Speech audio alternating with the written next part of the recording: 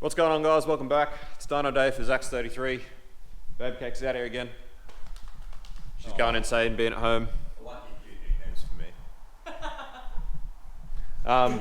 We were hoping that it would be sort of sunny this morning so we could get this thing out into the sun while it's all this clean and get some nice, good photos of it because Brex put so much effort into cleaning it up. But unfortunately, there's no sun out today, so that sort of sucks. But anyway, I think we can all appreciate how nice and tidy this car is and how clean it is.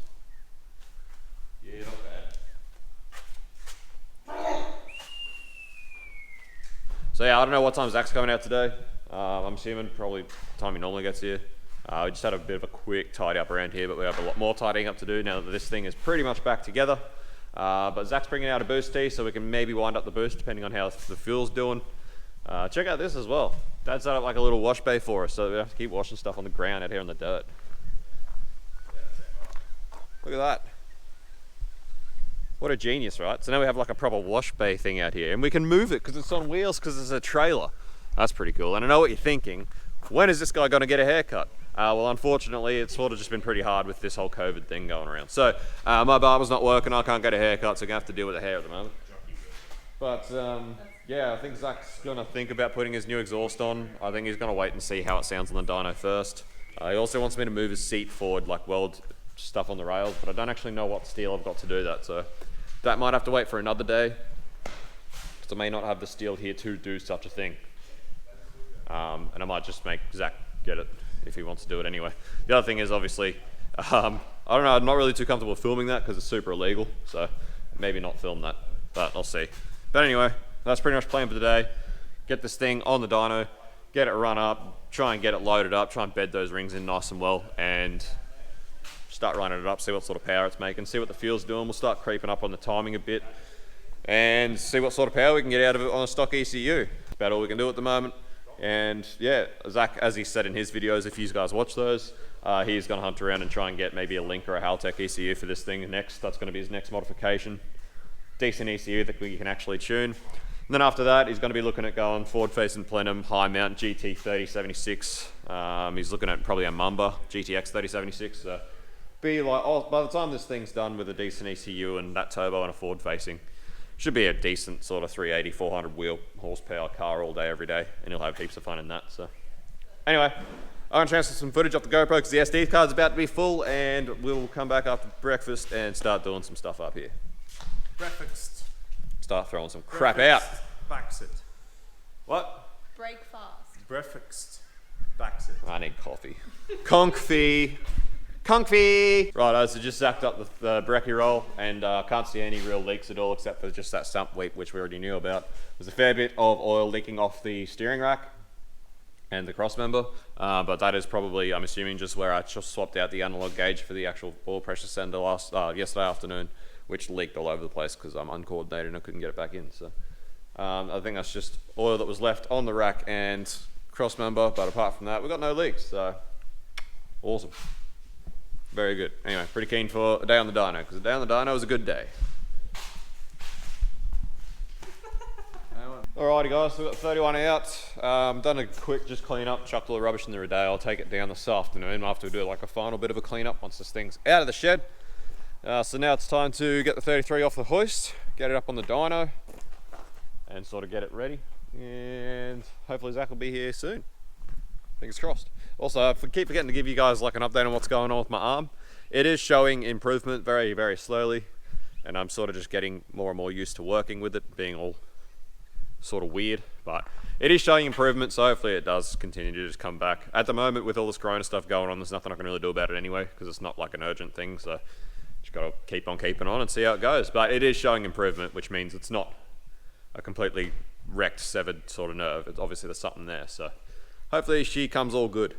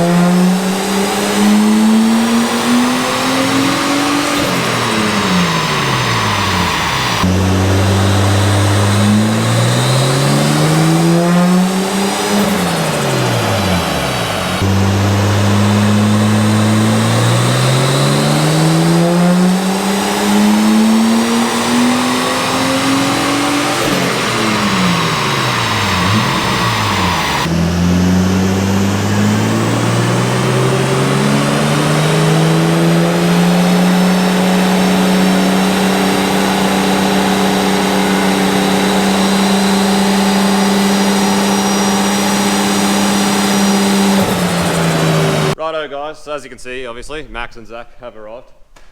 We are started running this thing up. We have some issues. Firstly, water leak from one of the 50 freaking water lines underneath the manifold somewhere. Absolutely hate these stock manifolds, they're a pain in the ass. So anyway, so there is a water leak under the manifold somewhere which we have to find, but we'll put it on the hoist and try to find it. We thought for now we'd just keep water up to it and just keep running up to see what it's doing. And we have problems. And this is why having a dyno is so handy, because if not, we probably would have smacked all this back together, put it back together, gave it back to Zach and been like, go have fun. And he would have gone and been doing mad pulls on the way home or down the street at like 14 AFRs under full load. So the motor wouldn't have lasted very long. So we've done a couple of runs. The thing is just running way too lean. It is not healthy. Potentially what caused the damage in the first place. So unfortunately, limited by the stock ECU, it's very hard for us to actually fault find and figure out what's going wrong. We've played with the AFM. We tried another spare AFM that I had, but it didn't like the spare one. And we tried cleaning Zach's one, and it did make a little bit of difference when we cleaned it, which at the moment we're sort of leaning towards the fact that it's probably a faulty AFM or an AFM that's not very happy, causing it to be way too lean. And the scary thing is the fact that this also had a boost tee on it that was wound all the way up. Yeah. But yeah, it was all like to the point where this thing was making 15 pound. Yeah. So honestly, yeah. I can't believe you didn't melt holes in all your pistons, to be fair. That's it, yeah. But anyway, this thing, yeah, it's way too lean. So we're trying to track down another AFM, trying to get a spare one that we know works today. Like trying to ask people we know around the place who could have one to try and get hold of one to test that. The other thing that I do have in my head, which I'm a bit worried about, is if it could be a dead injector. Like that number 3 injector could be dead, which is why it may be running a bit lean, and also maybe why it damaged that number 3 piston in the first place. Unfortunately, there's no way we can narrow that down or work it out with the stock ECU. Like if you had something like a link, you can test your injectors. Like there's no way to do it except for pulling them all out and getting them all flow tested or bench tested. So there's not really any way we can test whether it's a dead injector, which sucks. But the other thing is that it could be like a fuel reg or a fuel pump. It could be running out of pump, or it could be something to do with the regulator. These things stock have 2 regulators on them, which is weird. So what we're doing at the moment, Rex is just fitting up just a cheap adjustable fuel pressure regulator that's got a gauge on it, just so that we can run it up and just see what the gauge is doing. If it drops pressure, we know that it could be running out of pump, or it could be something to do with the actual fuel pressure regulators on the stock engine. So We need data. we need something to go off to start. Yeah, something. Which you to could not start get working from a stock towards. R33 RB25 ECU. No. So, Nope. So all we can do is what we're doing to try and sort it out. It's painful. But anyway, the fact is, Zach can't be driving around on this sort of AFR. It's not going to last. This motor will die. So again, that's why it's so good having this dyno, because we can check it and yeah, see that this stuff's going on. Otherwise, yeah, we would have just sent him on his merry way, and he probably would have been back tomorrow with another blown engine. It was that fucking hand honing job you did. Oh yeah, probably. That was probably it. of course, yep. It's probably because he didn't go forged. Yeah, Yeah. 100%, yeah. Yeah, that's it. Righto guys, we have problems with the 33. So, as you saw, running lean as, no good at all. It's also, we found what actually happened is it shot a heap of water out of the exhaust into the sniffer and cooked the O2 sensor for the dyno. So currently dyno's out of action until we can get a sensor next week, because it's Saturday today, we can't get a sensor. So that's it for tuning, but we know it's lean as, so we need to look into that issue. But the fact that it shot a heap of water out of the exhaust also is an issue at the moment, so got some investigating to do. Everything points towards a head gasket, but we just got to sort of look into it and see. So leak down test, we'll probably do a leak down test on it first and just check everything. I did a quick compression test, everything's even, everything looks fine, but our compression tester admittedly is pretty terrible. So we'll do a leak down test on it first. That's going to tell the story straight away, and then we'll keep on going from there. And then as for next week, we'll get a new AFM and we'll get a new sensor for the dyno, and we'll try and get this damn thing running properly. I'm going to try and find a better ECU as well. Oh, Zach's going to try and find a better ECU. We'll see. It has to come up cheap. So I don't know, we'll find out. Well, I mean, it timed pretty well. I mean, if we have to take the head off anyway, if the leak down test goes that way, No, we can that's do your Yeah. intake and ECU yeah. and everything at the same time. I know. Which I'm actually kind of excited about it too. Oh, it just makes things so much easier. Well, But yeah, that's it. anyway, so we've got to get it on the hoist. We'll do a leak down test. We've got to get at those coolant leaks from the freaking hoses somewhere. So, bit of stuff to go on with now. A few problems. Luckily we had the dyno though, because if not, we wouldn't have found out any of this. So, if it wasn't for the dyno, we would have just got it running. Sounded okay, everything sounded, looked fine. And then sent it on its way. And little would we have known that it was actually lean as crap. So, dyno's good like that. Drifted it for months and Oh had no, the same issue. you wouldn't have drifted it for months. Oh, you drifted it for about a week. And You then, would have done a couple of pulls and probably leaned it out and killed it. Yep, there you So, go. no, it really wasn't very healthy how lean it was. So. That clutch feels great though. Yeah, clutch feels really good. Yeah, I like that. So, investigating problems. Cars, we love them, don't we? But I should also add, like, even though it points at a head gasket, the fact that it's getting water into the exhaust system somewhere, or getting water into the system somewhere, the fact that it's pushing it out the exhaust. There's no water and oil mixing, none of that's going on, so I don't know. We're sort of a bit dumbfounded by it. Once again, the RB25, the stock intakes and stuff are that convoluted, it's really hard to sort of tell or think about what the hell might be going on.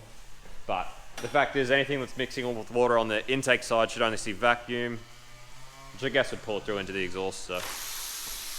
Yeah, I don't know. We'll find out. We'll pull it apart, have a look. But I mean, the head's just been crack tested, just been surfaced. The block surface was awesome. It's a brand new Cometic MLS gasket and ARP head studs. So I just struggle to understand that it may be a head gasket unless doing those couple of runs with it so lean's already damaged it, which again, I find it hard to believe, but I guess we will find out, guys. Righto, so we've done a leak down test. The leak down test has come back perfect. Everything's pretty much spot on. Everything's about 30% or less, all six. Which is a really good thing, which means we don't have to take this head off again. So there's nothing that points to head gasket issues. There's no other symptoms of head gasket issues except for the fact that it is blowing heaps of water out the exhaust and making a few bubbles in the radiator. But it could just be not bled properly. Obviously on the dyno, it's on a bit of an incline as far as the ramp goes, so it could have just, yeah, I don't know. It's very strange. It's very odd, but it's annoying because this water is what kills the O2 sensors on the dyno. So we need to try and sort that out. But me and Rex are trying to figure out what the hell the go is. It could be just that the water condenses in the cat as it cools and heats, but both of us are under the impression like the car didn't get cool enough for that to happen really. Like water should have just pretty much evaporated straight away. That exhaust would have been still quite hot, so. Don't know what the go is, don't know where it's going from. Don't know what the hell to do. But anyway, the head gasket's fine, so. How do you feel, Zach? Just, you could burn it. There's a dam out there we could throw it There's into. a dam there. No. Push it. No, everything is, it's just the fact that I don't want to break your guys' equipment, and those O2 sensors I know are not cheap. No, So- they're a pain in the ass. That's it. So, even though a couple of cartons are already in order, there's a lot more coming, I can tell you that. Well, we'll see how we go. Well, Zach wants to put this other exhaust on, so we'll probably do that today as well. And we've still got to fix that water leak underneath the manifold somewhere. So, Zach's working on getting pricing for new ECUs, just plug and plays. So hopefully that works out. Oh, I ripped my bank account, I swear to God. I'd be a lot happier if it goes back on the dyno with the decent ECU in it, I'll tell you that much. Yes. Righto guys, I'm going to need to change my battery for this. Righto guys, so this is going to be pretty much where today's going to end. Mostly unsuccessful day. Zach's decided not to bother with his exhaust at the moment. He's probably going to do that just another day. Yeah, I'll do I want to do like a comparison. I mean, it's probably not going to be a magic comparison, but just dynoing them and just seeing which one sounds better under load and looks better and just performs better. So we'll see how we go. I'll sort all that out later. I'm probably just talking nonsense, but He's going to do that another day anyway. We've also decided Zach's trying to get prices on some better ECUs, which is, awesome. Yeah. So we've decided to not bother chasing that leak at the moment because potentially if Zach can get another ECU, is going to change to he's got a like one of those Freddy forward-facing plenums and a new injectors and a new rail, which obviously simplifies this whole mess so much. It makes it so much better. So he's in two minds about whether he's going to be able to get an ECU and do that sort of before it goes back on the dyno. So we decided it's probably a waste of time chasing that leak right now because it may potentially all get replaced in the very near future anyway. So we've put a pause on that. But at the moment, we're still just trying to find fault find a few things as to why this thing was running super lean. We're pretty happy that it's not a head gasket issue at the moment. So moving on from that. obviously it's getting condensation in the exhaust somehow. We don't know how, but it's nothing we're that worried about because leak down's fine. Everything seems to be working fine. It's running fine. It's just really lean. So we're trying to fault find a few things. The issue is with the stock RB25 fuel rail setup and injector setup, they don't make it easy for you at all. So they have your boost reference reg up here, which is right on the end of the steel rail. So that's boost reference, and this should be from what I can read online, I get conflicting information, but it should be somewhere between 2.5 and 3 bar.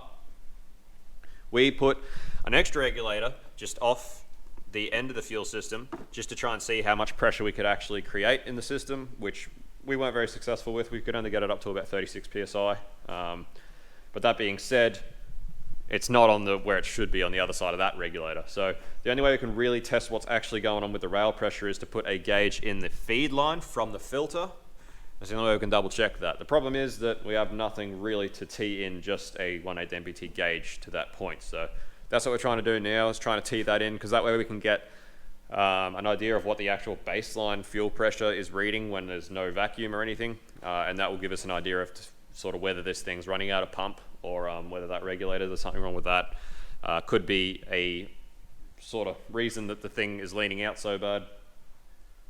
So definitely would like to have a gauge in there for, when it goes back on the dyno, particularly if it's still going to have this stock setup on it, to make sure we can see what the fuel pressure is doing, make sure that the pump's keeping up, make sure the filter's not blocked up, make sure that regulator's doing its job, and make sure the rail pressure is keeping up the fuel to the injectors. So unfortunately, with the stock ECU, it's just, this is the process of the way you have to do things, because it's not an aftermarket ECU where we can log things and check things and look at stuff. So again, it's just super lucky that we got it on the dyno today and didn't sort of just let Zach go with it willy-nilly, because he would have...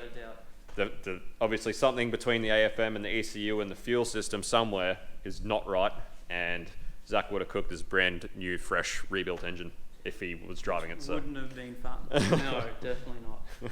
And it probably wouldn't look good for us either. So, it's things like that is why it's just so awesome that we've got the dyno there. It's so good to have it. It's awesome. So, but anyway, so that's going to be where we leave you for this one. So tune in for the next time. Hopefully it's a bit more successful. We'll see what Zach goes with his ECUs and stuff. We'll get a new... Next time, will it run? Yeah, we'll get an O2 sensor for the dyno. Will my accountant be annoyed? Find out next time. Then we will continue after that. So cheers guys, catch you later. But wait, there's more. So we didn't have anything to really put a gauge into the feed line of the feed side of the fuel so that we can see what the actual rail pressure is doing. But we made up this absolute abortion of a T-piece, and on that we welded up a just a 1/8 MPT bung to the T-piece. I don't know what that was. It's not steel, and it took so much heat to weld it. So we'll let that cool. We'll give it a good clean up, and we'll chuck it in the feed side, and that way we can actually put the gauge that's in the reg that we jerried up. We can put that on the feed side so we can see what the actual rail pressure is doing. So that way we can know if it's a fuel feed issue, because if we can narrow it down to a fuel feed issue, it means Zach can chill on the whole aftermarket ECU for a little bit. Can we just chill already? Like, just run? Not worry about it? Because it's obviously as good as it would be to go aftermarket ECU now. Zach just doesn't have the budget right now, and it'd be in his best interest not to spend that much money at this moment to do it. So it's going to be about...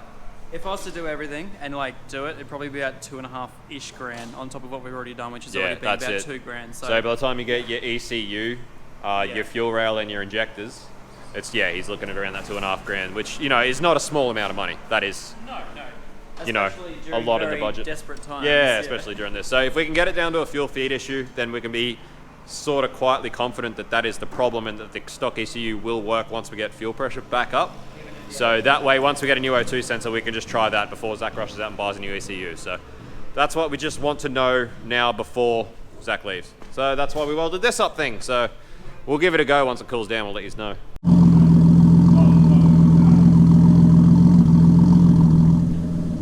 Righto guys, so our test of fuel pressure proved that it is running the correct base pressure that it should be.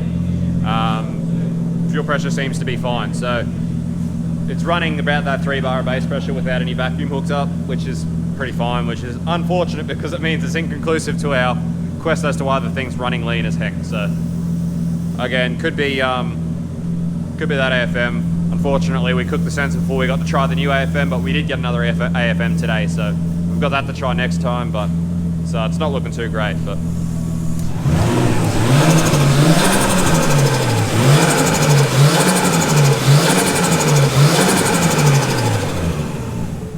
Sounds good, runs good, smooth as, nothing to indicate anything wrong with the head gasket, so I don't know, it could just be the way the cat is designed. It may just really condense water when it like heats and cools. I have no idea what it is, but as you can see, there's still like water coming out of the exhaust now, so no clue, but we're just going to have to work with it and deal with it. The fact is that nothing else is conclusive to say that there's any issue anywhere else, so there's no point in sort of hunting down an issue that doesn't exist. So we'll just work on what we can do next week and go from there, and so yeah. Now we'll actually see you later, so cheers for watching. As always, smash the like, smash subscribe. Catch you later, guys.